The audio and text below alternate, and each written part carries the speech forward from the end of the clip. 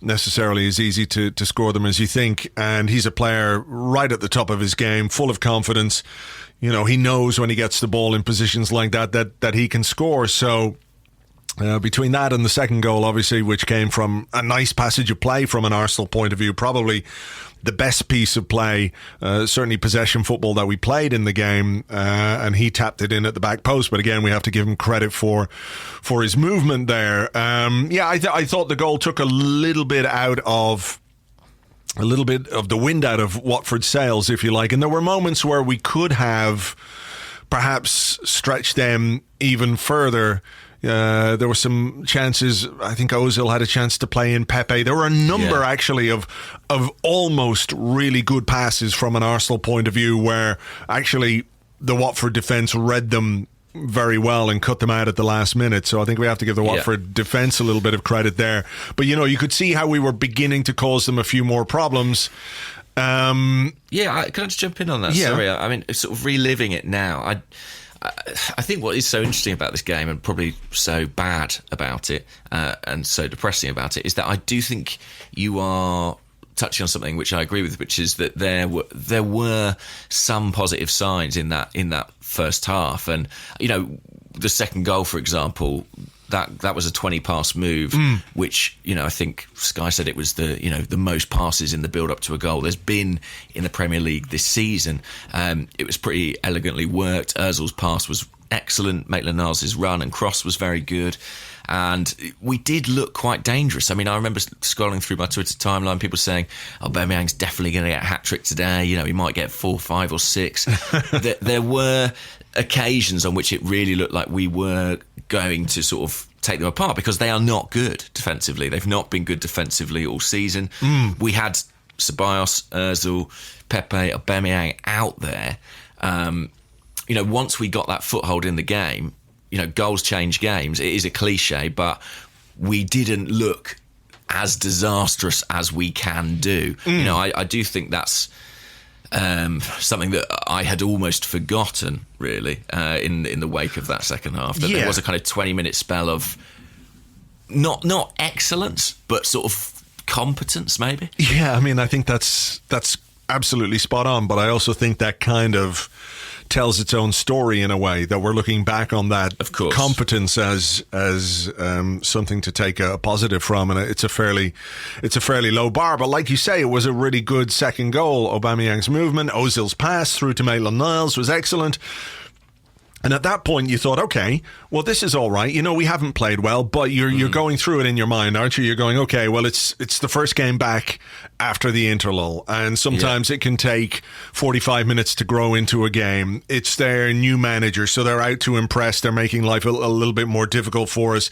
But at 2-0, we've got a decent position to build something on in the second half and build a performance on in the second half. But there were warning signs even in that first half. I think not long after we scored the second goal, we almost gave Watford an equaliser when we played it short from the back, and Doozy got caught on the ball on the edge of our box, and Leno had to make a save, and I think they blasted one wide. So, you know, the flaws or the things which ultimately started to trip us up, and which did trip us up and left us, you know, face planting straight into the curb, were also there in the first half too. Yes, that's true, and I think Leno made 8 saves on the day. You know, without him, you know, we talk about Aubameyang's efficiency at one end of the pitch. I actually think sometimes Leno's own efficiency is somewhat underrated. He makes a lot of saves for us, and you know, this is a big statement, but sort of kept us in this game and allowed us to go home with a point. I think you're right. I mean, my interpretation at half-time was, okay, they've got a new manager. They came out the blocks flying. They gave it 20 minutes of real huff and puff. We then sort of, because we played a slightly more technical midfield, you know, we had better footballers than them out there, essentially, and exerted a little bit of control in the second half of the second half, scored 2 decent goals. Second half of the first half. Sorry, second half of the first half, apologies, yeah. And I was sort of at half-time thinking, well, we're probably fortunate to be 2 goals ahead, but with that cushion and with that sort of psychological buffer, we really should be in a position to see this out. And obviously, the Guendouzi thing was a heart-in-mouth moment, But it's one of those where I think we've said in the past of him, well, he's a young player. That might happen once in a game. As it was, it happened 3 or 4 times. Yeah, it's like, I don't know quite how to apportion blame, and I'm not necessarily blame is the right word here. Like, he's being asked to do that, right? It's clear. It's instruction. He's being asked to pick the ball up on the edge of the box. Sometimes he's a bit slow at turning. Sometimes he can get caught. So do we then criticize the player for not learning, or do we criticize the instruction or criticize the tactics in continuing to give it to a player who has been shown to be a bit vulnerable in that regard? But I think what struck me afterwards was this talk immediately in the second half, how Watford came out and they just started to put us under pressure. And I think there's something to that. But I think more than that, we put ourselves under pressure. 2 minutes in to the second half, Guendouzi plays a ball blind from the right back position, more or less, straight into his own box, into the path of a Watford player. Yeah. And it was like the first of a series of calamitous mistakes which really, I think, inhibited us, which set us on edge. I think we were nervous. Maitland-Niles was guilty of one as well, not long after that. And then a couple of minutes later, we have the first Watford goal, which is, I don't know how to explain it. Do we even need to explain it or analyse it? I mean, you touched on it with the Guendouzi incident, and I think the same thing applies with this one. I think there is a discussion to be had about a portion of blame, because I think it's interesting, isn't it? I mean, ultimately, the coach has to take some responsibility because it's his directive. There's no way the players are taking it upon themselves to take a short goal kick, every time. That's clearly something that comes from the top. And then on the other side of that coin, I don't think anything excuses playing the ball 8 yards to an opposition player. It's one of those where it's like, I don't quite know how to break it up, because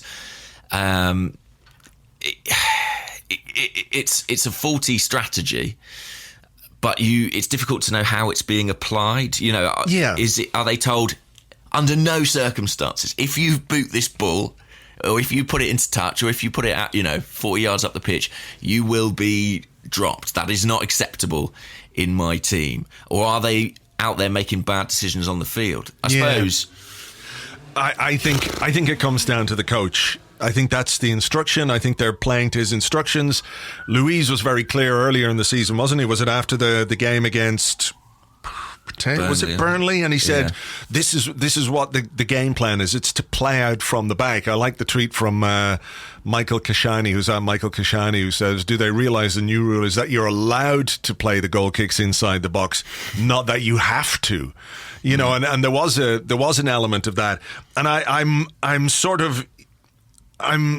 a little bit torn, because I can see that, the idea that Socrates, like, no manager or no coach is going to, expect a senior international player to just play a ball the way Socrates did yesterday.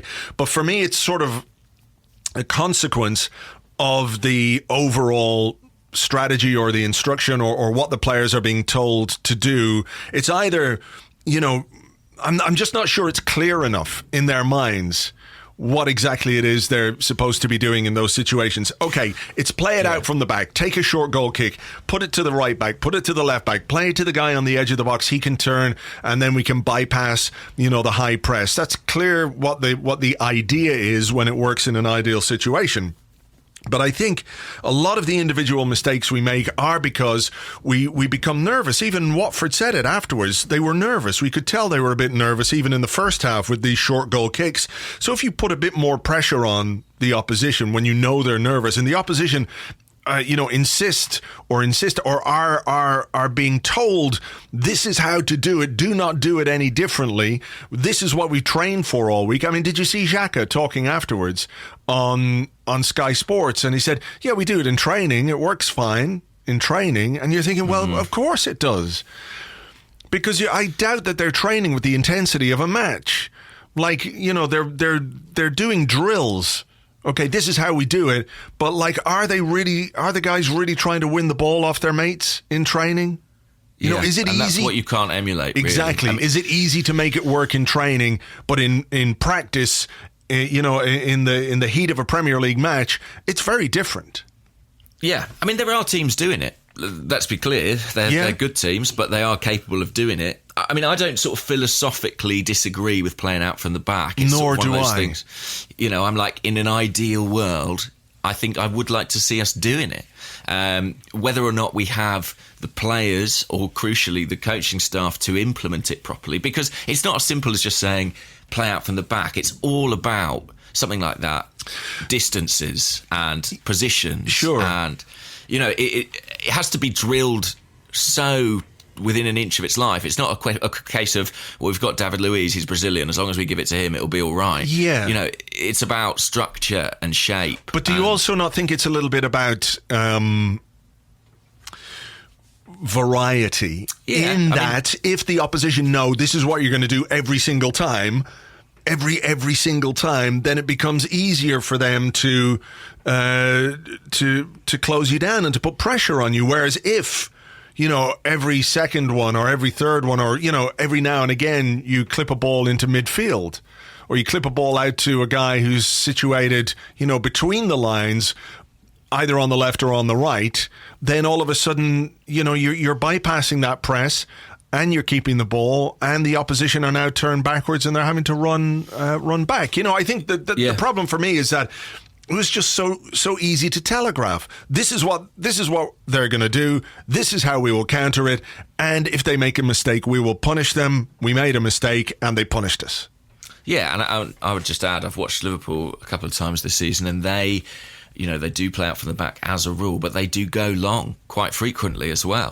They go very long and very direct, and you can see teams struggle to cope with it because it's not necessarily what they've prepared for, not what they're set up for and anticipating. And there's a lot that we could learn from that. I mean, the times we did go longer, yesterday Martin Keown, I don't know if you saw, picked up on this on Match of the Day too, because we were so set up for the short ball, we left huge gaps between our midfield, our defence, who were 6 yards out from their own goal. And it enabled Watford to pick up the second ball every time. So our out ball from the goalkeeper was pretty disastrous on the day, and it made you sort of yearn for the days of pinging it to Bakary Sagna on the halfway line, didn't or it? Olivier Giroud or something. I mean, when you decide to go long and you've got no, like, if you've been practicing all week to play it short, and playing it short is putting the shits up the team and putting you under pressure, so you've got to go long. I mean, do we practice that?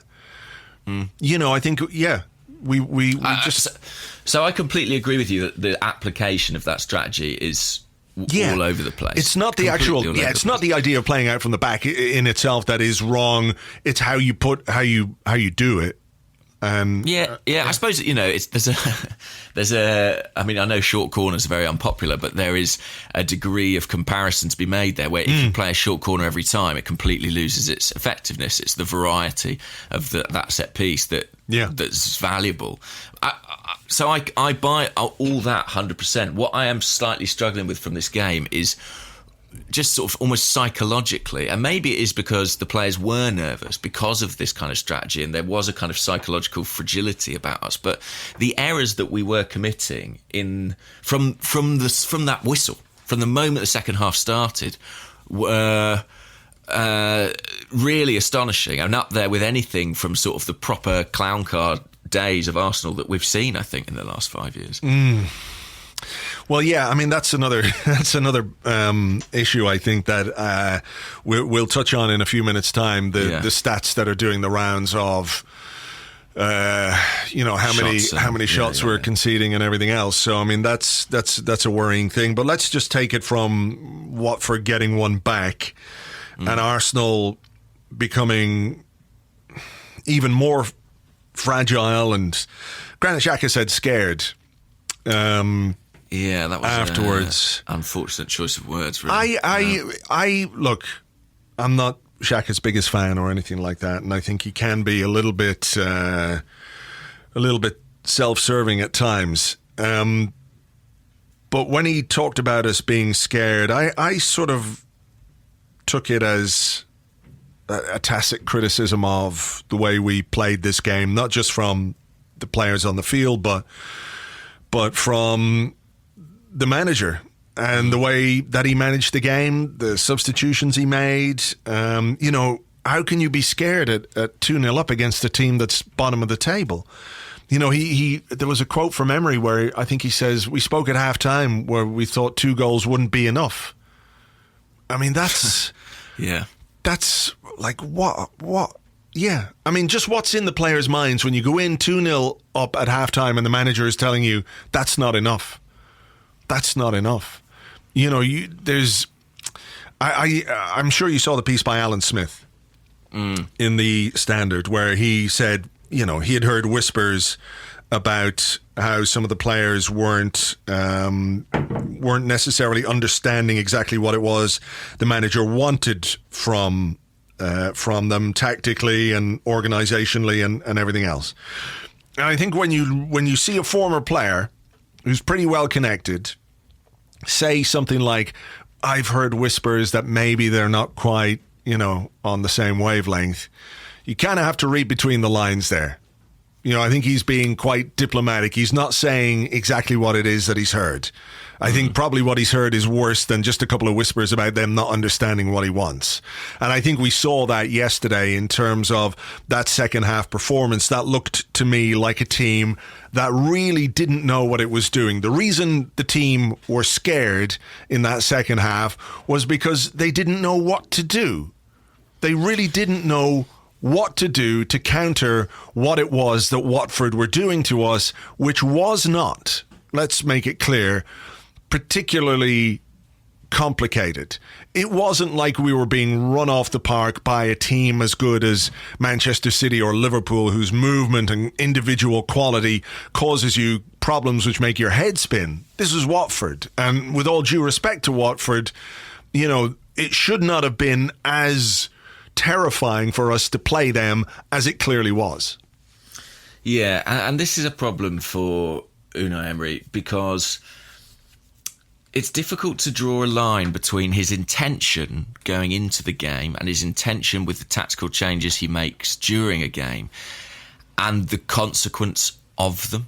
So, to use the example of the Liverpool match, which I know you and I disagreed on significantly, but there was at least a sort of a plausible logic in my eyes of, well, you're accepting that you're going to concede possession to a certain extent and you're looking to hit on the break, and that's sort of a concession you're making because Liverpool are a great team. Yeah. But if you pick a midfield that contains Dani Ceballos and, crucially, Mesut Ozil, who essentially you don't really pick in away games, don't really pick at all if you can possibly avoid it, the fact that you pick those two tells me you're not going to Watford and looking to sit back and control the game and let them control the game. You're looking to go there and dominate the ball. Otherwise, you wouldn't pick a midfield with Granit Xhaka, Guendouzi, Ceballos and Ozil. That's a clear, surely, statement of intention that you're going to go, well, what we're going to do is we're going to hold the ball, we're going to dominate possession because we've picked technical ball players instead of your Torreiras, your Willocks, your guys who are a bit more physical. And the problem is that just didn't manifest at all. Apart from a brief spell in the first half, we were on the back foot for the majority of this game, the significant majority of this game.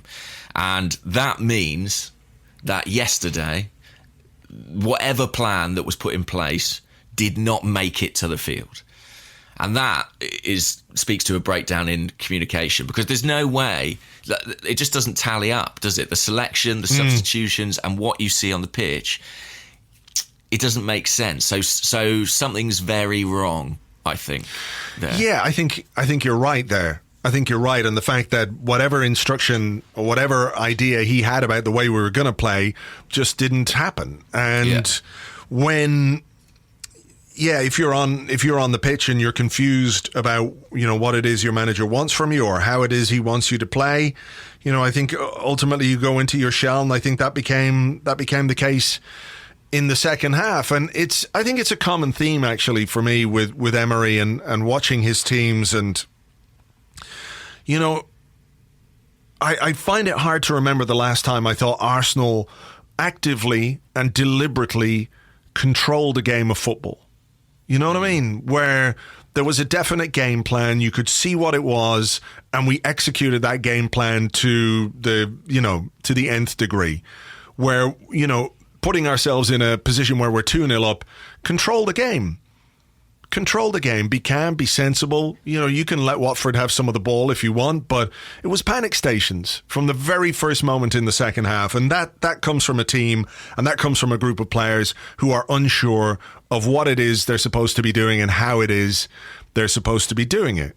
It's just a feature of Emery's football, if you want to call it Emery's football or Emery's Arsenal, is that there is a fundamental lack of control, whether it's at the back, whether it's in midfield, and the only time we ever seem to get it is when our two forwards, Lacazette and Aubameyang, really take control of a game. And you think back to the Valencia performance in Spain at the end of last season, where the two of them were absolutely outstanding together, but it was a performance, I think, based primarily on the effectiveness of their partnership and the fact that they just took the game to Valencia and blew them off the park.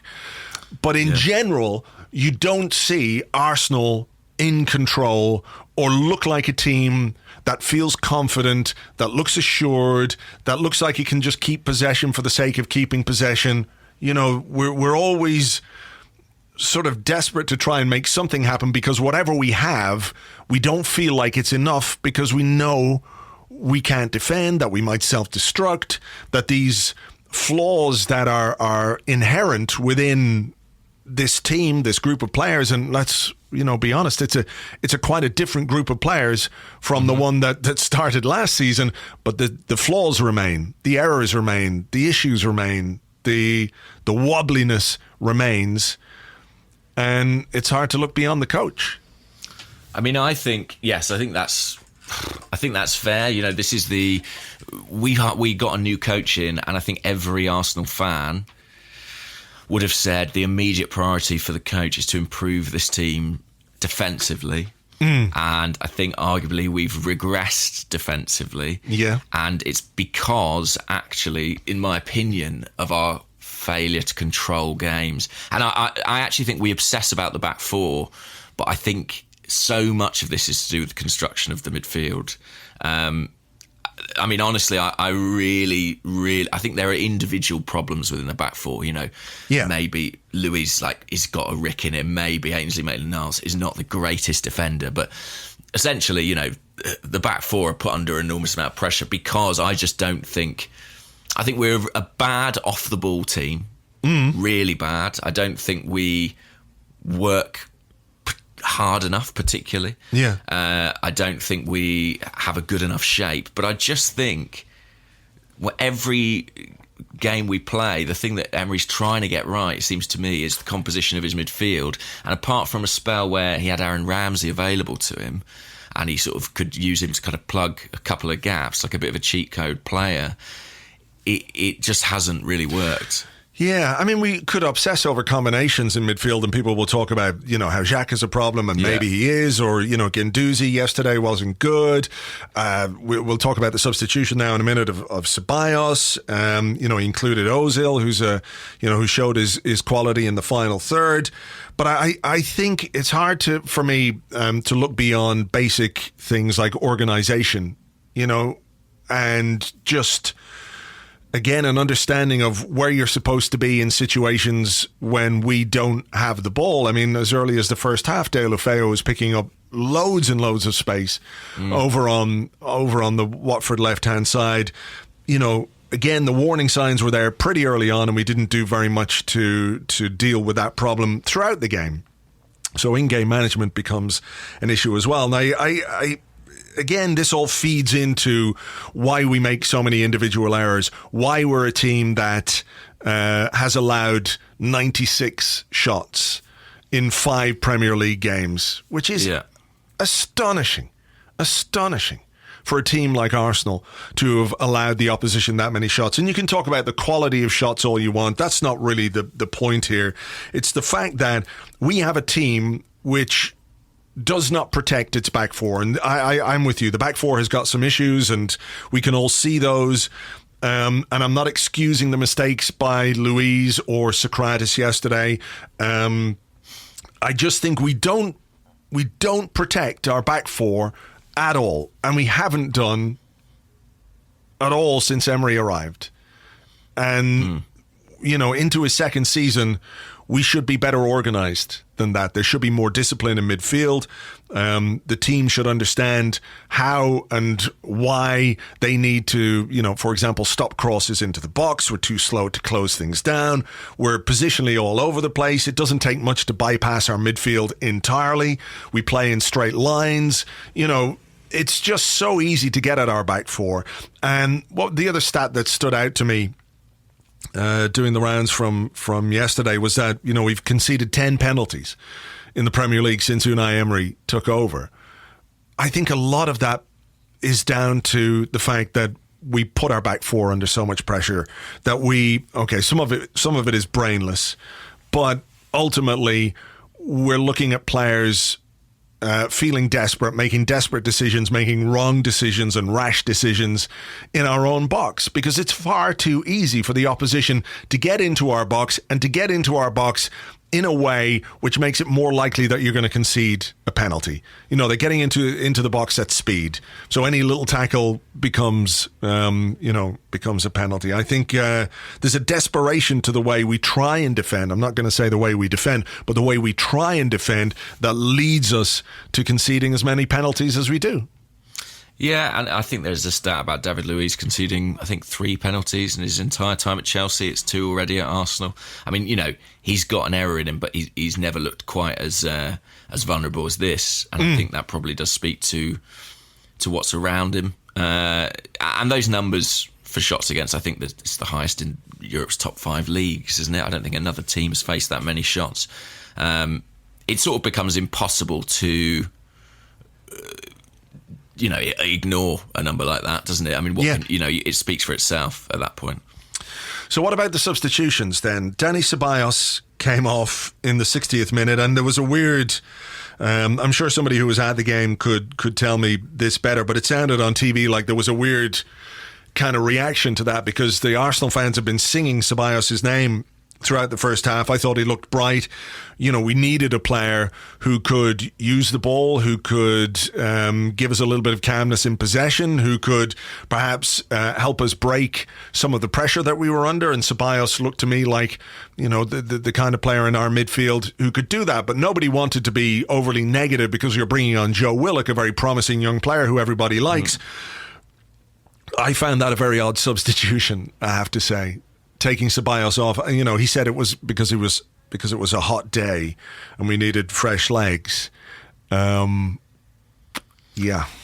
I mean, I have to say, I've got to be honest and say that at the time, I didn't think that was particularly weird. Ceballos is new to England, new to Arsenal, and I really thought we were missing at that point in the match someone with a bit of physicality and someone who could actually carry the ball up the pitch. I thought, and so the introduction of Willock, and actually, Willock had a bit of a disaster in terms of releasing the ball in the final third, but he did kind of bring those elements to our game. I'm a big proponent of Joe Willock. I think he brings an ingredient to this midfield that it really lacks. So I can see that Ceballos was definitely one of our better players. I would probably have withdrawn Mesut Ozil instead of Dani Ceballos. I think that would have made a bit more sense, wouldn't it? Because you could play Willock in that central role and put Ceballos in the kind of Ozil role, but drop him in a bit.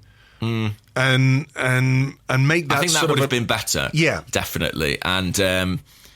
And I also think, Ozil came off, Reece Nelson came on, and I didn't think he had a particularly good time. I mean, I also wondered to what extent are we slightly confronting the reality of the squad that we've got here. We want young players and we want new faces, but the guys we had to turn to were teenagers. And when you look at the mistakes that sort of Guendouzi and Maitland-Niles made in this game as well, there is inexperience in this side. No, I think that's fair, but I also think you have to, as a manager, judge when is the time to use your young players. Like, was that really the time to throw on Reece Nelson? 70 minutes in, 71 minutes in, we are absolutely completely under the cosh Yeah. What is he expecting Reece Nelson to do in those circumstances? I felt sorry for him. I felt sorry for Willock. Torreira obviously is a bit more experienced. I thought maybe we might get a bit more from Torreira, but he couldn't really do a lot to help Maitland-Niles down that right-hand side to cut out the threat of Deulofeu. So I sort of felt a little bit for our two younger players in those circumstances. They're barely into double figures, if that, in terms of the Premier League, and when you throw them on and you expect them to sort of all of a sudden stem the tide, there's a gigantic Watford truck heading towards you, and you've got to stop it with these two young players who probably haven't experienced that kind of a situation in a Premier League game before. So, I think you have to look a little bit at the decision-making of the manager. I know he didn't have a great deal on the bench in terms of experience, and you're right, this is a raw squad. Yeah. None. He's got Torreira, Chambers, but then it's Nelson, Martinez, Willock, Martinelli, Saka. I mean, that's a Capital One Cup squad. Do you know what I mean? That's like they're kids. They're really kids. Some of those guys. Yeah.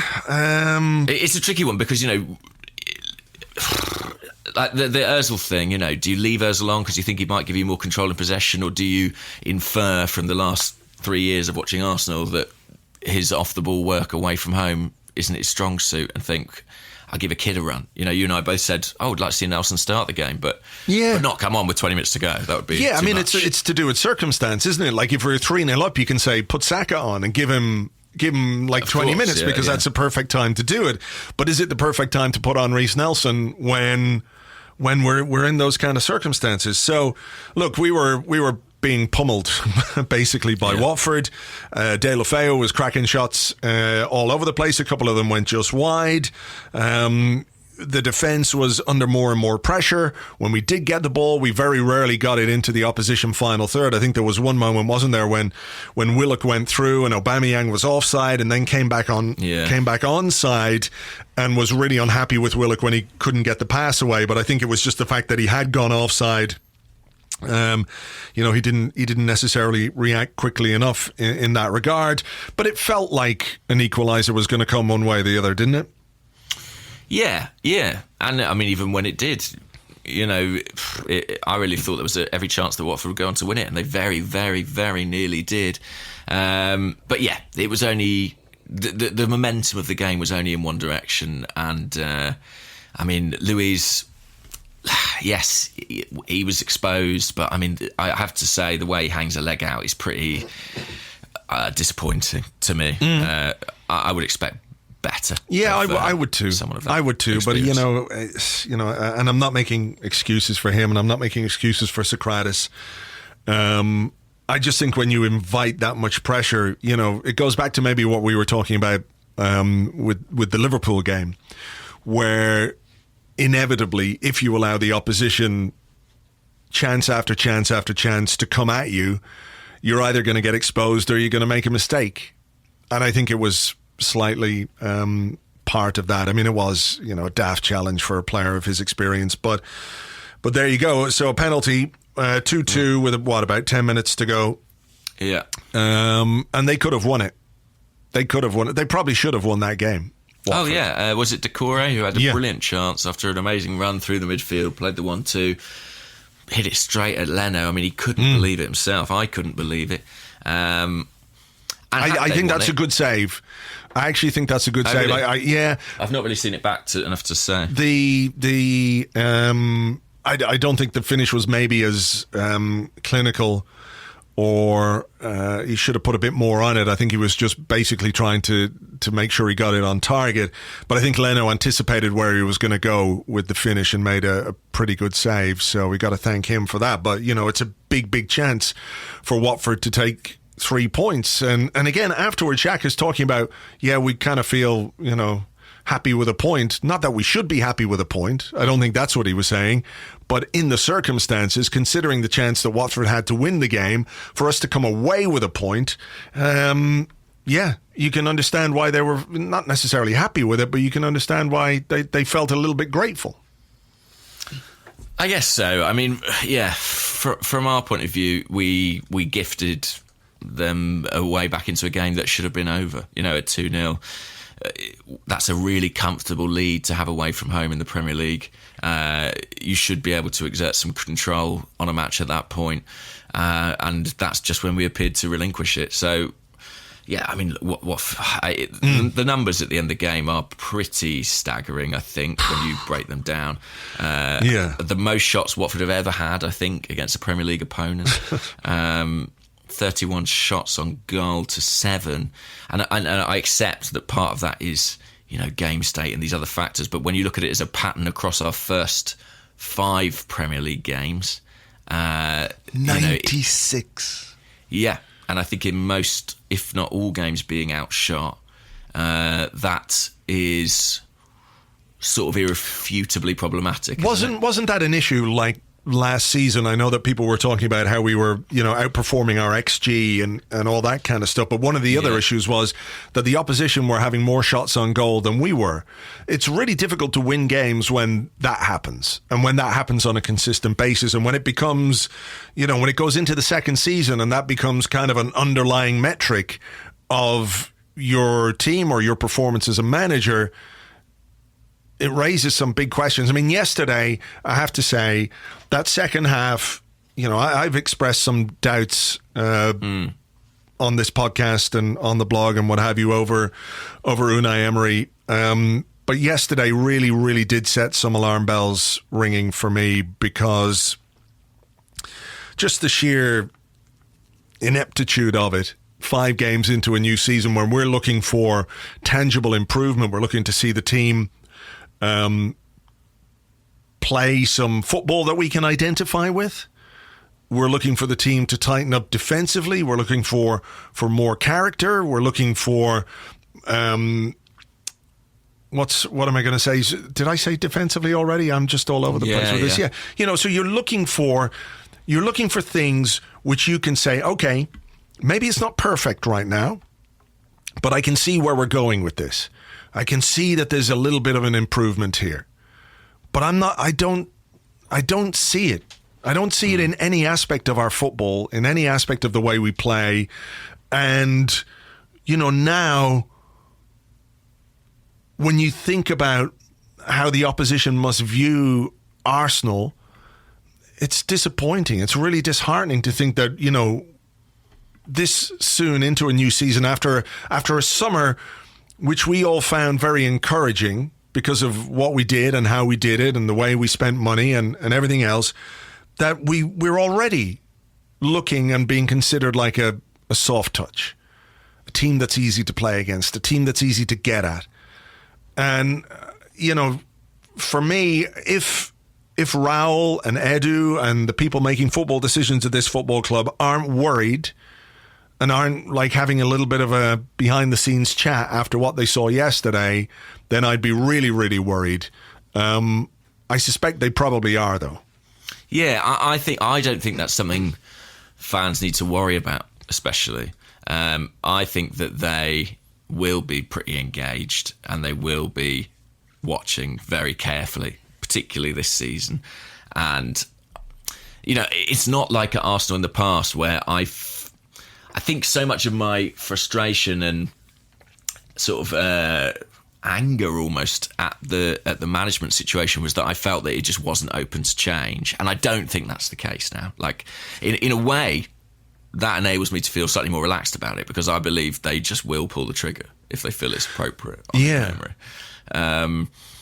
But I think I've definitely been someone who's sort of sought to give Emery the benefit of the doubt wherever possible, but the numbers are sort of almost impossible to contest. And I think, whilst those are not especially new, I think the manner of the second half capitulation, I did find really, really disappointing. Yeah. I mean, I think that's our worst half under Unai Emery, I think. Yeah.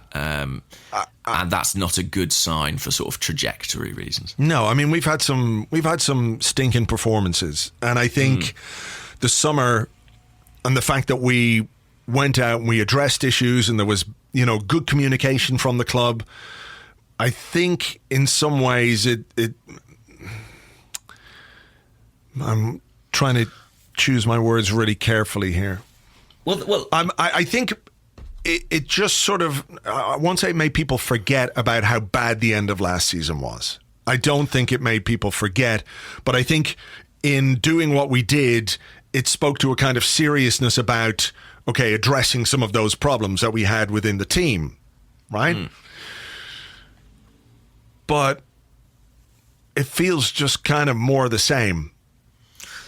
Yeah, and when you look at the last few Premier League fixtures last season and these fixtures in context, you know, when you look at that as a kind of run, which is essentially what Watford did before sacking Javi Gracias, that they looked at his end to the season and his start to the new season, it doesn't read prettily for Unai Emery. And I think, in fairness to the club and in fairness to Josh Kroenke, you know, they made sure to take the Europa League final on themselves.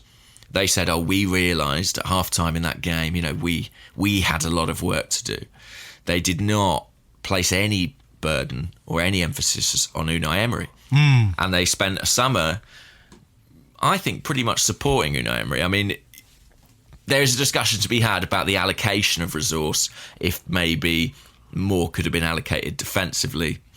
But they spent, I think we all agree, pretty well. They bought pretty well. They dealt well on Emery's behalf and gave him a squad that I think we all felt was in a better position than where we were at the end of last season. Do you think, sorry to interrupt, do you think that this group of players is capable of producing better football than we're seeing?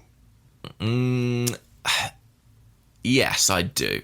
I do. And too. I too. base that on groups I've seen at Arsenal before that I consider less talented, I suppose, performing beyond these standards. I think they're capable of getting better results. I think they're definitely capable of playing more attractive football. I think we probably all agree on that. But in terms of results, I definitely think so. And so, you know, that does come to the coach. And it's not a huge surprise at all that the coach's future is a big topic for discussion this morning. I think it's just a question of sort of where you sit on a scale, really. There are some people who are like, I was fed up with this last season, I'm ready for it to end now. I think there are some people who are like, if we reboot at the start of this season, it is still only 5 games. And I have some sympathy with that perspective as well, because there are enough little tiny factors of mitigation in what happened yesterday, like the international break, like that youthful bench, like it being a new squad, that I think you can justify giving it a bit more time. Yeah, I see where you're coming from, but also we were playing a team who were bottom of the league, who'd only scored 2 goals all season. You know, it's that classic Arsenal thing of playing an enfeebled opposition and then just injecting adrenaline straight into their hearts. Here you go. There you go. You're back. Well done. We've given you the boost that you need. Yeah. And, you know, it just feels to me, when we have the Emery discussion and when we talk about the work that he's doing, that there's always a mitigating factor in a way. And it's not that there haven't been, and I'm not saying that, but, you know, the first game of the season is the first game of the season. The second game to Burnley, and we only win by a single goal. And, you know, okay, it's our first home game. Liverpool away. You know, how can you expect to beat Liverpool away? It just always feels like there's some reason why we can't say that the work that he's done over the last, you know, towards the end of last season, the start of this season has been, well, subpar at the end of last season, and so far this season, absolutely average until yesterday, at which point it became very, very subpar, you know. And I think yesterday, again, not necessarily saying that social media is the barometer for all fan opinion, but it strikes me that, you know, reading my timeline, and I'm sure your timeline was full of people as well who have basically said he's not the right guy for us. And there seems to be kind of a growing consensus that the work he's doing isn't going to be much different in 3 months' time or 6 months' time or 9 months' time. Well, that's because it hasn't been drastically different over the space of whatever it is, 14 months. I completely hear that. I'm just trying to sort of put across what I think will be the view of the Arsenal executive team, which is that for all the frustration at some of those excuses, they do have a measure of validity. You know, game for game, I would say yesterday is the only bad result we've had this season. You know, it's the only game you could look at and be like, that's a bad result. And out of 5, they'll be like, well, we can't turn around tomorrow and sack that manager for that. And I think that's sort of fair enough. I think they have to give it a bit more time. I don't actually massively believe it's going to change. I mean, that's my opinion. I think Unai Emery will turn out to be kind of exactly what we always thought he'd be, which is a guy who sort of oversees an awkward transition period, isn't massively popular, goes and it's the next guy who really gets the run of the job. I mean, I've kind of always had that suspicion. Yeah. But, then it begs the question, though, doesn't it? It begs the question that if you don't think it's going to be any better or significantly better, how long do you give it before what happens really has an impact on your season, in that you're chasing for a top 4 position, you lose too many points, or you put yourself in a position where it's really difficult? Well, again, I mean, we're 1 point behind Chelsea and 1 point behind Man United and 1 point behind Spurs. Yeah. Oh no, sorry, I'm wrong. We're on the same points. So for the executive team, this is not that point. Like they when our top 4 place, they consider it to be in danger. I think they will do something, but I just think that it's not that time yet. And people are free to make their minds up, but I just think it's sort of you're sort of wishing yourself into a circumstance where Emery needs to be gone today, and that isn't going to happen. That isn't going to happen. Yeah, I don't think it will either. But I think this is a big month for him. It's a big month. Do you worry a little that the negativity generated by yesterday might impact the way that we approach the Europa League game on Thursday? Like, would you pick Aubameyang on Thursday? No, I wouldn't pick Aubameyang. Neither would I. I wouldn't pick Aubameyang. I'm not especially worried about that. Maybe because I sort of don't know how much it's in his thoughts. I don't know.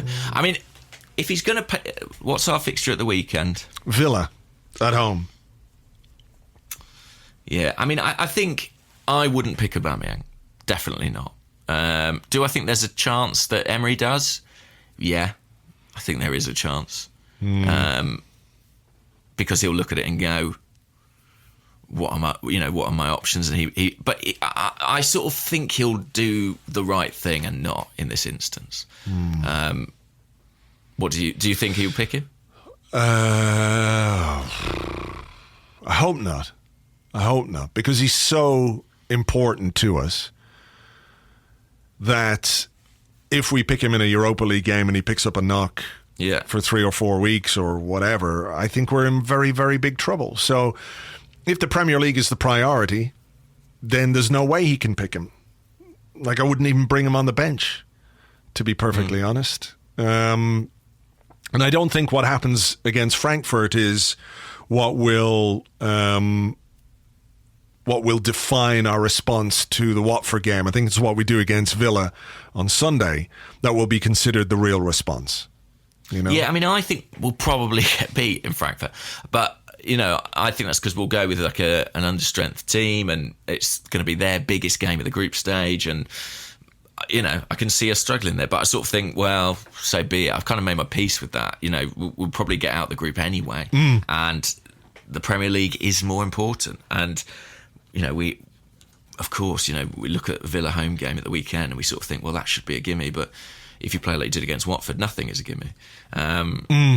So yeah, there were real signs for concern yesterday. I think it was a definite low point for Unai Emery, and Yeah. I think he lost a lot of fans yesterday. Let's put it like that. Yeah, I think that's fair. I think a big swathe of the support where it's like, no, I'm not into this anymore, and that's difficult to come back from, isn't it?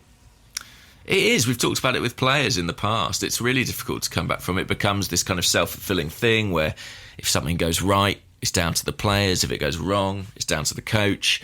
It becomes about perception.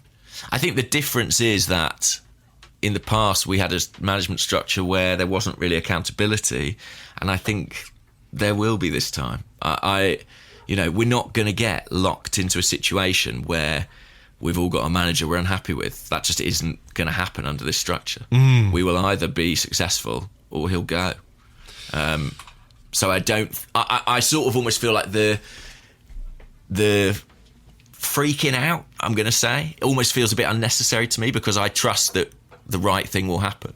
Right. So it's not a question of if, it's a question of when, assuming, of course, that he doesn't mastermind a turnaround. Unless we don't dramatically improve. Yeah, unless it doesn't hugely turn around and we stroll into the top four, that would change things. But right now, you look at it and you ask me, is Unai Emery going to be here next season?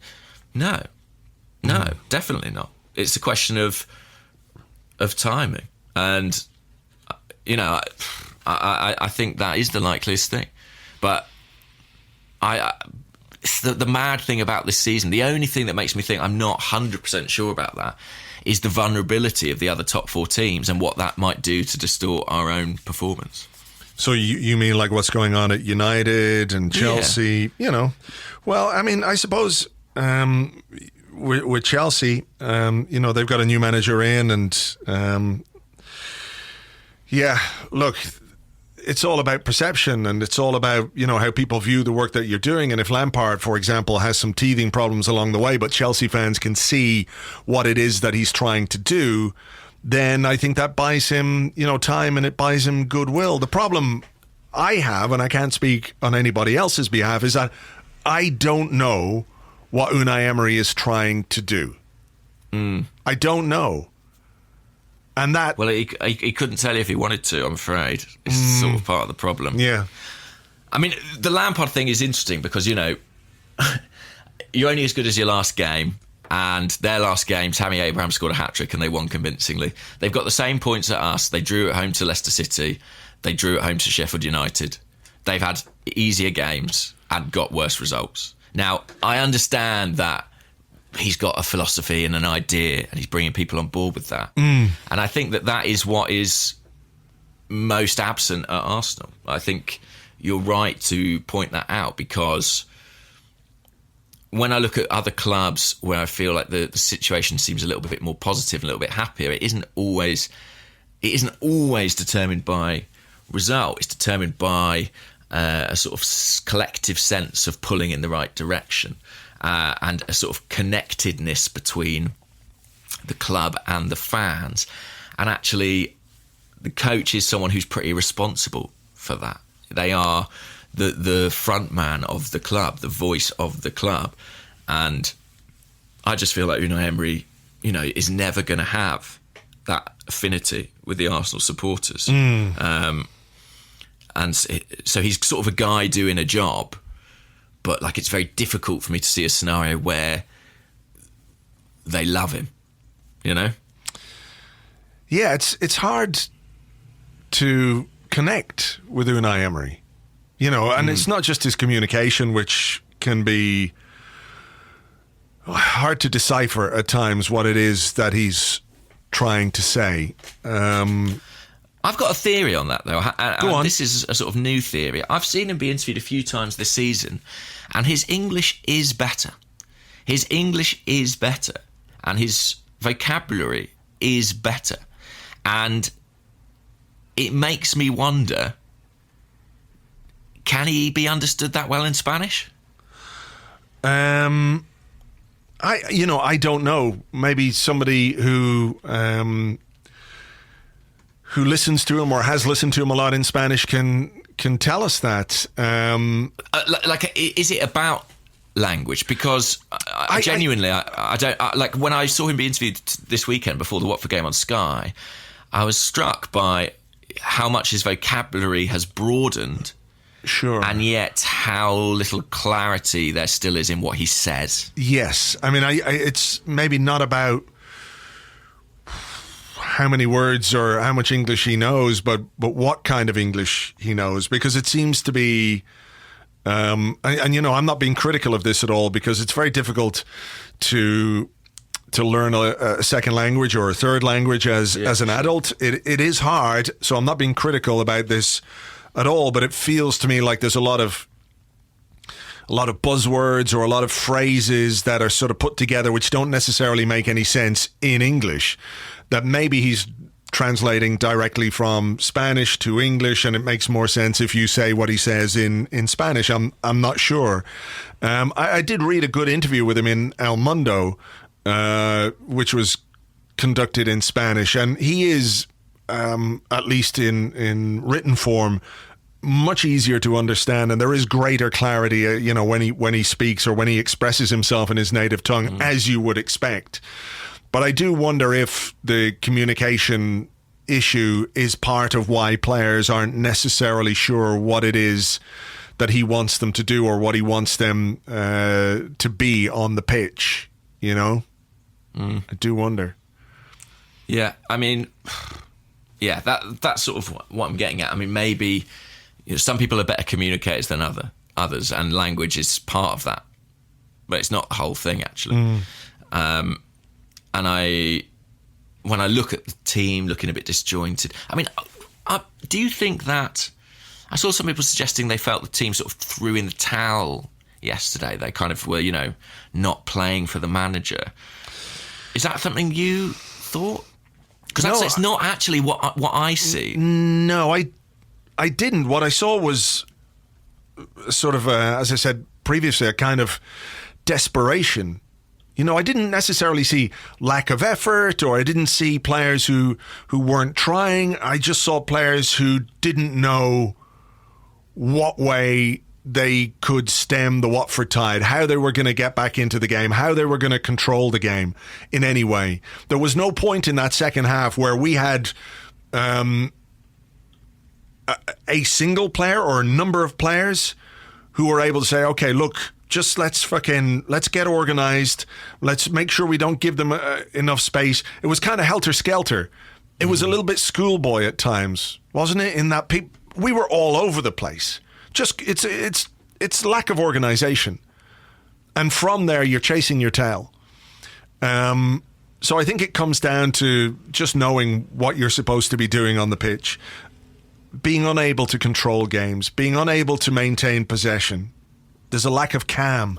There's a lack of assurance.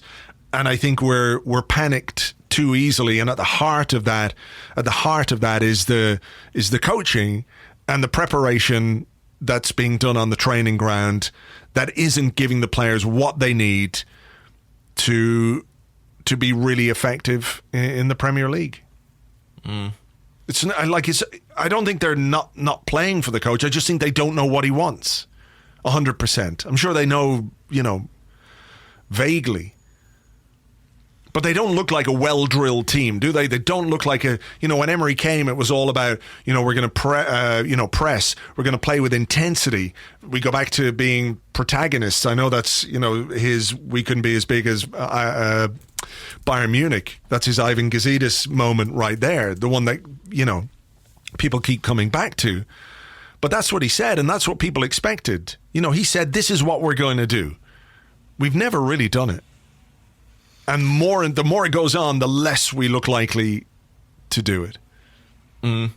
Yeah, I think that's absolutely fair. I mean, ultimately, you wait to see signs of improvement, and that is the question. At what point have you not seen enough? Do you know what I mean? That you have seen enough. And yeah, I do think yesterday will be a bit of a milestone day in what ultimately happens with the Arsenal and Unai Emery. I think for some people it's the day they lost all faith. For some people it's the day that their faith, took a massive dent or chip out of it. And I think you're right. The next month, It's mad, isn't it? But we're 5 games into the season and it feels like the manager's in a position where he can't afford to lose games.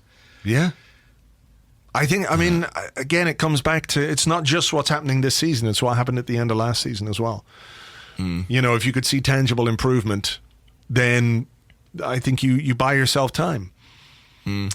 So look, we've done an hour and a bit for the first half, so... wow, I did not notice that. Yeah, so there you go.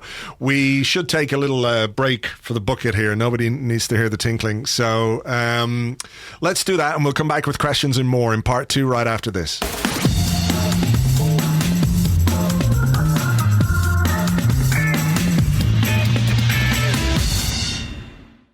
Welcome back to the Arsecast Extra. This is part 2 of the show where we answer questions that you send to us on Twitter at Gunnerblog and at Arseblog. Also on the Arseblog Facebook page, facebook.com/the Arseblog. And on the Arseblog Discord server, which you get access to if you are an Arseblog member on Patreon, which you can become by going to patreon.com/Arseblog. Do you want to go first or will I go first? I like the way that nearly became a jingle then, which you can become by, Maybe we could work on that. Yeah, do a singing version. Yeah. Okay, cool. We'll do that for next week. Might take our minds off the football. Yes, we might need it. Let's have a question. Go on. I tell you what, to talk about something different from Watford for once in our lives. Jared Ellis on Twitter says, what side should we put out for the Europa League? What side should we put out for the Europa League? Okay. Martinez in goal. Yeah. I think we've got an issue with fullbacks, don't we? We definitely have an issue with fullbacks. So yeah, I think it's going to be Kolasinac on the left because we don't have anyone else unless Kieran Tierney is fit enough, which I'm not sure he quite is just yet. I think we could do something like, God, I wonder will he play a 3 at the back? Potentially he could play, if he brings Rob Holding back. I think he'll play, Rob Holding. He's ready from what I hear. Yeah, he's done 90 minutes for the under-23s. He's stepped it up. I think this could be the game for Holding's comeback. And I think Chambers is in there as well. And let's not forget, how could we, that we also... Mustafi! To save the day. Yeah, so we could have Mustafi or Chambers play right back. Yeah, I think Mustafi at right back is a very... very real possibility, and that would keep you a back 4. Yeah, so I think we could play. I think he'll play Torreira. Yep. I think he'll play Willock. Yep. I suspect that he will play Nelson. I would agree with that. Maybe as one of the front 3. I think up front we don't have anyone else to play striker apart from Aubameyang or Tyrese John-Jules. Scored twice for the under-23. So, we could give John-Jules a chance there. We could play Martinelli on the left-hand side. And it would not surprise me if he played Pepe. Well, I think he might play Pepe through the middle, actually. I just wonder. I just think... Will he opt for a bit of seniority? I'm actually writing something to this effect at the moment, but will he opt for a bit of seniority there? And also, we've got a question about Pepe coming up later on, but is it an opportunity maybe to give him some game time and maybe a goal? Because he could probably use it. Yeah. So that's what I think we'll do. But, you've got the likes of Saka, Balogun as well. Yeah. Chomping at the bit to get on. I would go... Smith Rowe, did we mention Smith Rowe? Oh, yeah. Smith Rowe, actually a potential starter. I think he could start, yeah. Yeah. So, look, I want us, despite the paucity of our Premier League performances thus far, I don't think it would be the right thing for us to do to try and, restore confidence or whatever by playing a strong team against Frankfurt and then having to play the same strong team against Villa, more or less, rest those players up and give these young / fringe players a chance to come in and show what they can do. So that's what I would do. I would go as young as possible with a smattering of experience, which we would have, with the likes of Kolasinac, Mustafi, Torreira, Holding Chambers, that kind of stuff. Martinez is relatively experienced too. I tell you what, I know it's technically your turn, but seeing as I touched on it then, can I do another question? Yes. This is from the Chief, who's at Macho Grande 1 on Twitter. And the Chief says, £72 million can buy you a lot of things, but it won't buy you time. How long until we have the Nicolas Pepe conversation? All left foot, lacking guile in the final third. Defenders are starting to show him out wide. Are you worried? No, not yet. Okay. I mean, I think it's too early to really be worried about Pepe.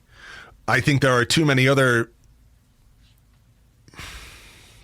things going on.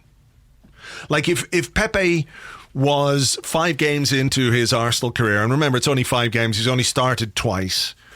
If he was brought into a team which was organised, cohesive, knew what it wanted to do from an attacking point of view, was creative, dominated the opposition, spent a load of time in the opposition half, pressurising the opposition, and he wasn't producing after 5 games, maybe you could start to get a tiny little bit worried. But it's 5 games, that's all. He's in a team which is basically a mess. We don't really know what we're doing from an attacking point of view. We're asking him to do whatever it is that he does on his own, basically. Like, take the ball, be surrounded by 3 men, and do something with it. That's what he's being asked to do at this moment in time. I don't think there's a real clear strategy in terms of how we're going to get the best out of him. There were a couple of moments yesterday where you saw it maybe when the game was a little bit stretched in the first half. I think there was one moment Xhaka tried a long ball. He just booted it straight at the keeper. And there was one where Ozil almost played him through. Him, wasn't it, or something? Yeah. Yeah, well, actually, there was one that was cut out and there was one that was just slightly behind him. So, no, I don't think it's time to have the conversation just yet. I understand people might be a little bit concerned, but I think there are other issues that are affecting the way that Pepe is performing beyond Pepe himself.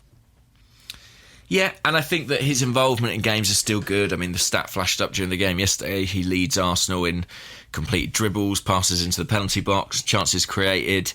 He's not showing nothing. I think he could do with a goal. I really do think he could do with a goal. I think it would lend a bit of conviction to him in the final third. It would boost his confidence. And maybe, it's natural that price tag is somewhere in the back of his mind. But I'm not despairing at all. I think he still looks like a really exciting player.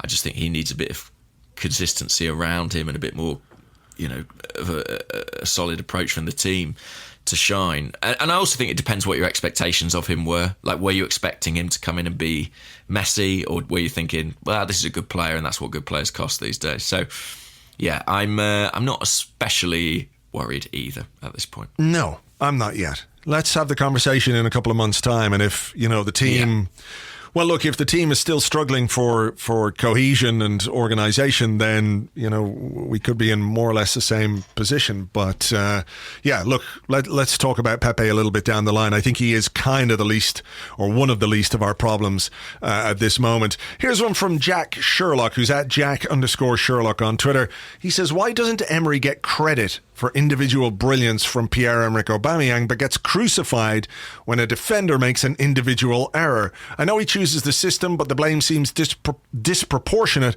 when the players are the ones making the mistake. I don't think that's really a fair comparison. I don't think that Emery can take credit for individual brilliance from Pierre-Emerick Aubameyang. Like, Emery can't take credit for the way Aubameyang spun on the ball there and battered that into the near post.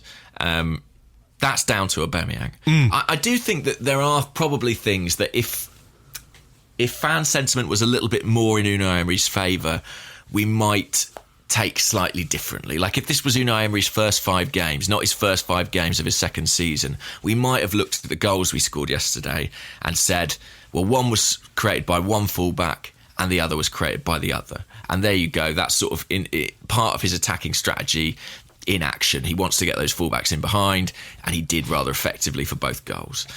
But I think the Aubameyang comparison is not really valid, and I think Aubameyang is sort of covering a multitude of sins at the moment, and Emery's a very lucky guy that he's got Aubameyang to call on. I think so. Him and Lacazette. Lacazette I think is a big miss.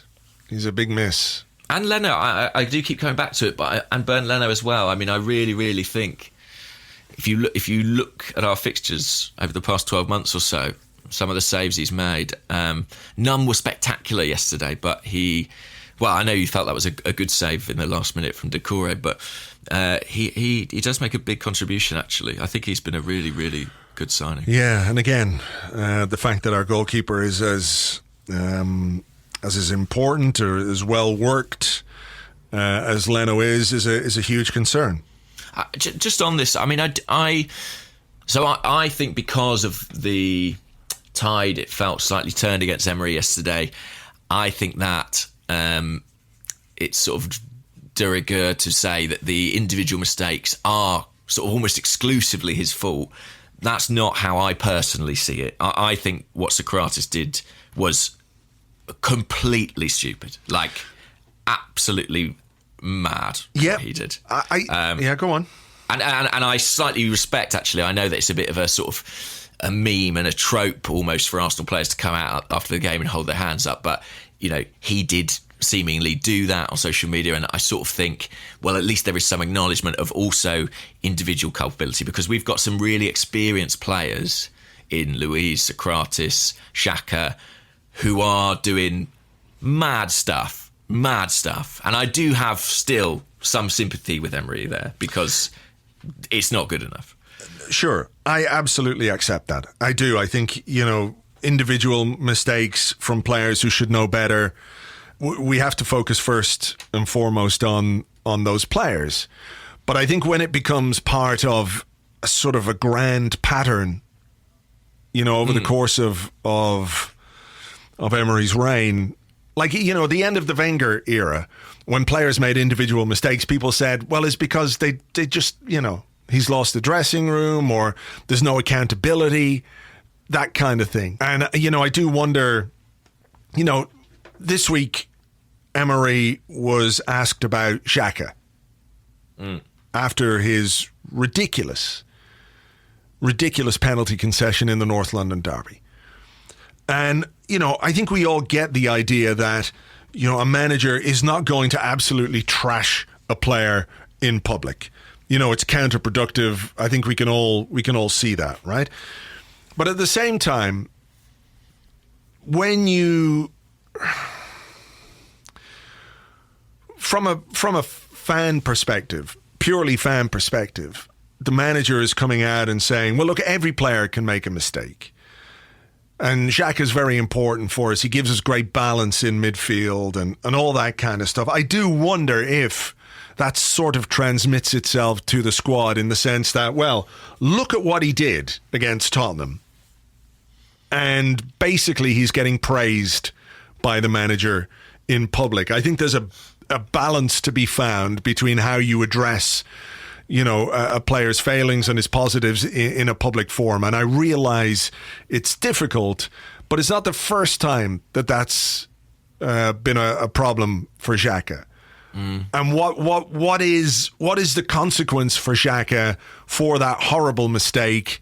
It's the captain's armband and the support, very public support of his manager.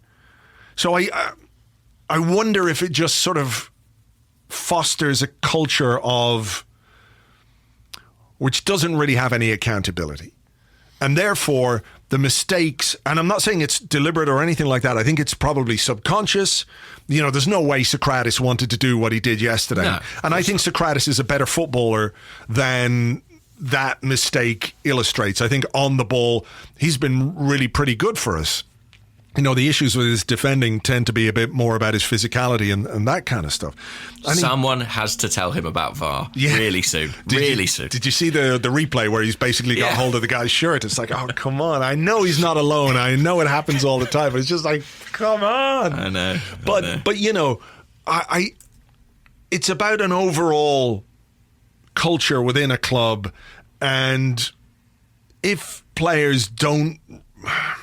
It's hard, isn't it? Because you're dealing with it's a pop psychology kind of thing, isn't it? Mm-hmm. But I think it does stem a little bit from the overall culture of the club, which is that, well, mistakes happen. Every player can make a mistake. And if you make one, don't worry about it. That's kind of what it is. And I think that it feeds into it a little bit. In basic terms, I mean, if you make a mistake out on the football pitch, you should be thinking about what it will be like to walk into the dressing room after the game and be confronted with your teammates and have to take ownership and take responsibility for that. And there are plenty of stories going around from eras of successful Arsenal teams where, things like that weren't tolerated. Yeah.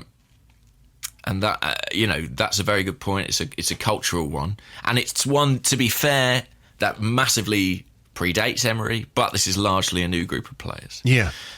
So that culture does definitely need to change. Yeah, I mean, there were people who spoke, weren't there, before or around the time that Unai Emery was appointed manager, that, he's not necessarily great at authority. Where players kind of, previous clubs have considered him not a soft touch, but there's no fear there. And I think there has to be, to a certain extent, a kind of either fear or respect, or both, ideally. And I'm not sure that's necessarily there with Emery. And, the modern game and modern players are different and, all that kind of stuff. But I think they like him. I have to say, everything I've heard, and I've heard some things, is that they like him. They think he's a good guy. Whether or not they think he's competent is a different question almost. Yeah, I think he seems to be a very nice man as well, who works hard and wants to do well. That's what I think. But his effectiveness or his competence, it's a different thing. Mm-hmm. Mm-hmm. Is it my question or is it your question? I think it's your question. I think it's mine. This is from Octogooner, who says, and a few people have asked similar questions, do you think Calum Chambers would perform better compared to Pepe and Luiz? It's completely natural, isn't it, to say, well, look, give Chambers a go because, Socrates made a complete fuck up and Luiz has made... a couple of complete fuck-ups now. How long are you going to tolerate? We're at Newcastle. Yeah, exactly. I can see why people would go for that. My worry is that it's, he would eventually become exposed by the way the team is set up and by how badly organised we are, by how little protection the defence gets. We're all sitting here thinking about Hector and thinking about Kieran Tierney and thinking about Rob Holding, and a sort of a shining light comes down from the heavens and it's, hallelujah, and these guys are in our team and all of a sudden we can defend again. I think that's a stretch. As much as I'm really looking forward to seeing these guys in our team, and I do think, they could make a difference, there are underlying issues which have to be sorted first and foremost. So, yeah, if we're talking about accountability and if we're talking about consequences, then one of Luiz or Socrates should not play in our next Premier League game because they made mistakes. And if you make a mistake, there kind of has to be a consequence for it. And if that means you lose your place in the team and you got to fight hard to win it back, that seems all right to me. So why not give Chambers a go? Do you think Calum Chambers would do better?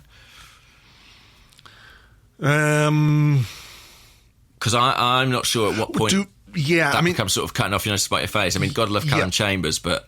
I think Calum Chambers would struggle being asked to play the ball out from the back in the way that we were doing it yesterday against teams better than Watford? Probably. But again, that's systematic more than individual, if you know what I mean. And Chambers has played in midfield for Fulham, so he can operate, and he's, in tight areas, and he's decent on the ball. Yeah. He's a tidy footballer, I think Chambers' issues are more about pace, recovery pace. If someone gets in behind him, and sometimes his physicality and his positioning aren't always where they are. So it's not so much about his footballing skills. I don't know. Could he do worse? He probably could, but he might also do better. So, I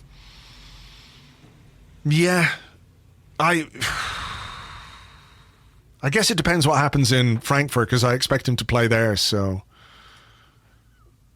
yeah, I mean that he'll get an opportunity there, I guess, and we'll see how he does. I think it's natural when a guy makes a mistake or underperforms, you turn to the next person in line. I think I'm more optimistic about the return of Rob Holding maybe than Calum Chambers, but we shall see. They'll both play, I would think, in the week. Okay, here is a question from the Discord. It comes from I know who it comes from, but I can't find it now. I think it's from Gab, who says, simple question: why the hell would Aubameyang want to renew his contract? I had a question on a similar theme. Just sort of, was it on Twitter, I think, Simon 1854, should we worry that no contract extensions have been announced for Aubameyang and Lacazette? Why would he want to renew his contract? Well, lots of reasons. I mean, financial reasons, in part. Go to China and get more? He can go to China and get more. But he's got to go to China. And maybe, I mean, as brilliant as he is, maybe there aren't loads of other clubs who would pay him what we might pay him at this point in his career. But, yeah, I'm definitely worried about it. I mean, because he can choose to sit it out at this stage. He's still got this season and next season to go. Yeah. So, yeah, he can run it down. And then the club are faced with the decision, well, pretty much as soon as the next transfer window, in terms of, are they going to look to cash in on a guy who they spent £60 million on and who does still have market value? It's not something it's not keeping me up at night, but I'd say it's a problem, definitely. And I actually think Lacazette as well. There was talk of him potentially going to Barcelona, then of him signing his extension. Neither's come to pass, but if we don't make the Champions League, those guys will be they'll be off. Looking to go, for sure. One of them will be going. Let's put it like that. And if one of them goes, the other one's unhappy. Yeah. So, yeah, I mean, I think all of these things, when you talked about it in the first half of the show, where when we were talking about, potentially the decision makers at the club thinking about where we're going and what we're doing, I do feel like they've got a broader view of all of it. And that's got to be a consideration. He's our best player, basically. Our top goal scorer. He's keeping us somewhat effective. And his importance to the team has got to be a consideration for the people who are running the club. And if he feels unhappy, or if he feels like he's at a club where, he can snatch away at a couple of half chances during a game, or his individual quality can get him 20, 25 goals in a season, that's fine. I suspect he would rather be playing in a team which is, if not necessarily set up to play to his strengths, is a bit more rounded than the team we have at this moment in time. There was a stat flashed up on the screen yesterday, wasn't there? Maybe after his first goal, where they showed the last number of goals scored by Arsenal. Yeah, I think it was like 16 of the last 19 were down to Aubameyang and Lacazette. Yeah. That's not sustainable, really. It's not healthy. It's good to have an amazing striker, but you've also got to be able to score goals from elsewhere. You also need other players who can score goals. So, Yeah, I mean, at this moment in time, if a contract was in front of you and you were Aubameyang, would you be looking for clarity over the manager situation before you put pen to paper?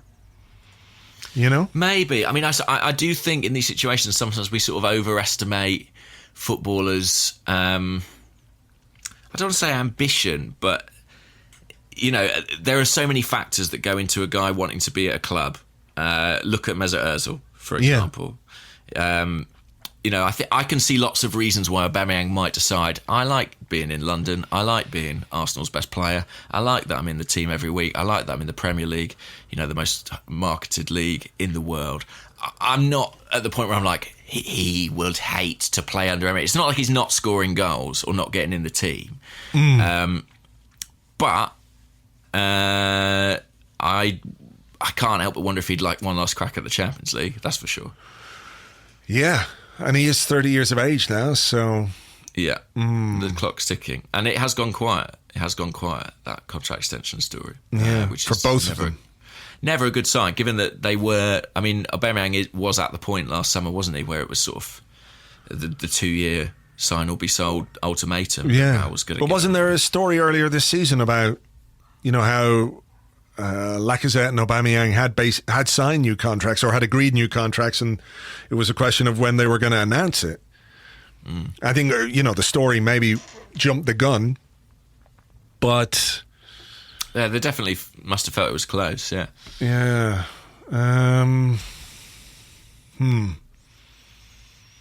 Food for thought. What about this then? This is from LammyG81 on Twitter. And they say, as Emery is essentially a Gazee disappointment, do you think Edu and co are itching to replace him with a new manager?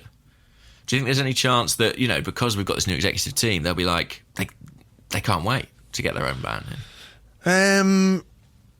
That's an interesting point, because a number of Gazee disappointments have left the club in the last little while. You think of Sven, obviously, Darren Burgess, another one, who was out the door. So there was a power play moving away from the Gazidis thing. I'm kind of like you know, when it comes to Emery. I don't think they will have any compunction in appointing a new manager if they feel that Emery's underperformance becomes critical. Yeah. Who they might go for, or what kind of a manager they might go for, is really interesting. You know, there's lots of people have asked about that. Do you have any feelings on that? Do I have any feelings about it? I don't quite know. You know, I look at this Arsenal team, and I look at our chronic lack of organisation and defensive ability, and I think of who's available in the market, and Allegri springs to mind.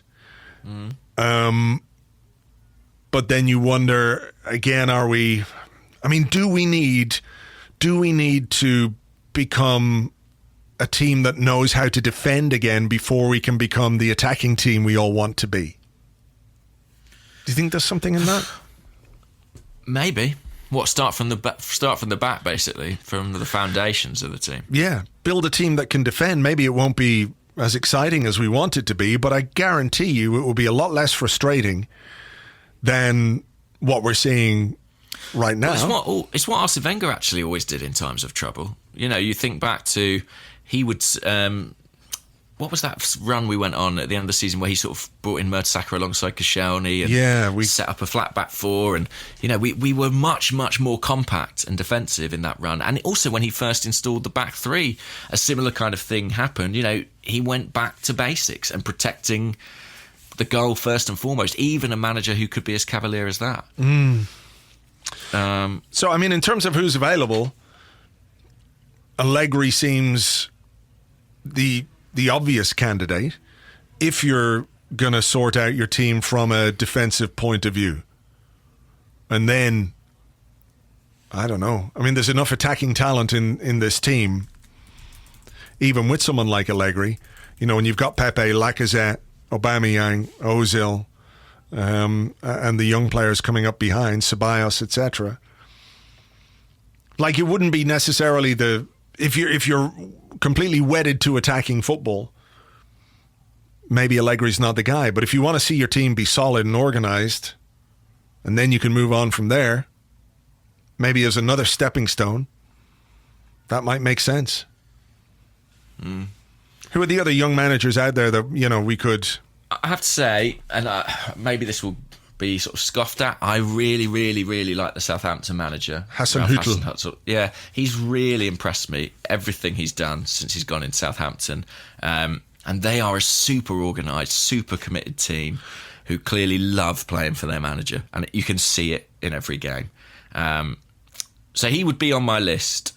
And Mikel Arteta would still be on my list, I must say. He really would. Did you see the quotes? Maybe not. He said, I think he was asked, remember he was linked with the Newcastle job? Yeah. And he said something along the lines of, about the idea of leaving Man City to take up a job on his own. He said, well, maybe once it wasn't quite my idea to not take the job. That was my reading of it. The other time, I think he basically said no to the Newcastle job. He made a decision. But the other one, which we assume was Arsenal, my reading of that was that he said, wasn't necessarily my idea not to take the job. Yeah, I'm just reading it now, and that seems to be what he's saying. I mean, the thing about Arteta is he's on course to be the next Man City manager, I would say. Yeah. So, persuading him to walk away from that might be quite difficult. We might have had our chance there. Yeah. I guess who else is out there? I mean, Nagelsmann is a really interesting young coach as well, isn't he? So, yeah. But again, it depends. Raul has all the contacts, so I don't think they'd be short of options. But it would be a fascinating. It would be fascinating to see how different a process it was this time, I guess, with different people at the helm. Yeah, maybe they get them to do some mime, do a couple of impressions, rather than the dossier thing. But anyway, is it my question? I think. Yeah. Yeah, okay. From Arsenal NZ, who's at Arsenal NZ1, he says, are Arsenal fans doing Genduzi, groovy?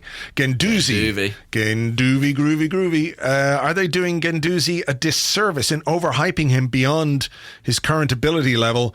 Was his 2-1 hand signal after he had a stinker of a game a sign he's buying into his own hype? Look, Genduzi is, when he's good, he's great. And the things we love about his character are the same things that make him volatile and tricky.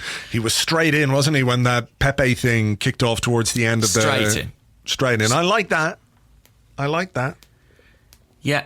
I actually think there are some technical problems with Guendouzi before we talk about his personality. For the guy who has to take the ball off the defence every time, I think his first touch is a bit loose. I really do. And he traps the ball or brings that under control, and I think he's partly trying to create distance between himself and his man, but it just, when you've got a press on you, it's a real risk, and he needs to improve in that regard, and that's not new. That's something we've been talking about for a good while now. Yeah. I think in terms of his personality, yeah, he does buy into his own hype, probably, and from everything I've heard, he does, and that's partly what makes him able to walk into a club like Arsenal at 19 and run the midfield. Yeah. It's also what probably means that, he had disciplinary issues at his previous club. But, that's sort of his nature, isn't it? And I think there are probably more positives than negatives with it. Yeah, I think it's about finding the balance. That kind of spiky character and strength of personality is a real positive. I think when you're coming off the pitch against a team who are basically battering you, and you have a go at their fans by holding up 2-1, that's not sensible. It's maybe the folly of youth or whatever, but someone, I hope, will have taken him to one side and said, look, give that fucking shit a rest. Because, you've made yourself look like a bit of an idiot, and you made the club look like a bit of an Egypt. You see the Watford Twitter account having a pop back, and of course, why not? Why not? Oh, absolutely, and they should. Hopefully, nobody got too offended. Cup of teas and all that kind of stuff. But it's about the balance. It's about the balance, and a little bit more self-awareness. But we'll see. If he learns from it, then good. I don't think it's the worst thing in the world. I mean, what we're asking for is maturity, and the guy's like 20 years old. So, some of that will come, you'd think. You'd have to think. Have you got any more questions to hand? Because I've blasted through the ones I had lined up. I don't think so, because most of them are kind of about stuff we've already talked about. Yeah. About, Emery, replacing Emery. When are we going to replace Emery? Just basically everything that we've already talked about from the Watford game. So I don't know if we need to do any more. Is there anything else you can think of? Anything else? We've done enough, haven't we? We've done enough damage to everyone's happiness. And our own. Yeah. Imagine, oh man. You dread it, don't you? I when it's that bad, I'm like, oh God, I can't, I almost... But it's always cathartic. I almost can't face it, but it's always cathartic in the end. Yeah, I think so too. You get up and you write about it, and then you talk about it, and it sort of gives you a bit of clarity. So hopefully, it is interesting. I have to say, sorry, just jumping in. In my role with the Athletic, we talk about what we're going to write, and we sort of have to plan quite far ahead. And everything I had lined up for this week was about Europa League and stuff like that. And to a certain extent, when something like yesterday happens, it just goes out the window because the focus is so clearly on the manager. And suddenly all the narrative around the club, around the fixtures, it's kind of channeled through him. And it's a big week for him now suddenly. He's got our toughest game of the Europa League group stage, whatever you might think of that competition. And then he's got a home match against Aston Villa, which I'd say not only does he need to win, I think he probably needs to win it quite convincingly to win back some of the support he will have lost at Vicarage Road. Yeah. Anything less than a win against Villa on Sunday is going to go down like a fucking fart in a spacesuit, isn't it? It's... Yeah, it is a big week for him, and there's a lot of pressure on him. And the pressure, after a relatively relaxed and upbeat summer, is now huge. It's huge pressure. Yeah. And that's the reality of modern football. And I think this is... It might seem a little bit strange for people because we were used to a manager being in situ for as long as Wenger was. But this is the reality of top flight football. From where we were, sometimes you look at a club and you go, oh my God, they're not giving that manager very much time. But the people who are running the club decided, okay, this is not the direction we want to go in with this particular manager. Bang, out you go. That's what we are now. That's the kind of club that we are, that we're going to have to operate in much the same way as every other club. And I have to say, sort of purely subjectively, I don't love that. Like it doesn't bring me much sort of joy at all. But you're right, it is the reality, and I think everyone at Arsenal understands that, and I think Unai Emery understands that almost better than most. And I think when you analyse, I mean, he's been that sort of manager all through his career, but when you analyse what he's done at Arsenal, I think there is a little bit of desperation there. There's a little bit of a man whose principal drive is to keep his job, and yeah, but it's not really working for him right now. No. All right, well, look, we'll see how Thursday goes. That is the Europa League game against Eintracht Frankfurt. Of course, we will... What time is that game? Oh, I don't know, 1 a.m. or 11 in the morning, something stupid. 11 in the morning last Wednesday. Yeah, I feel like it's one of those... I think it's 5:55. There you go, all the fives. 5:55. Okay, well, we'll have an Arsecast on Friday looking back at the Frankfurt game and looking ahead to the game against Villa next weekend. Yeah, look, we'll leave it there for now. Hopefully you've enjoyed the show. We've tried to provide as much clarity or understanding of what's gone on as we possibly can. But this is a discussion I think that people will be having throughout the week on social media, on other podcasts. As ever, thanks a million for listening. Do give us a review on iTunes if you like. We'd appreciate that, and we'll catch you on the next one. Bye bye.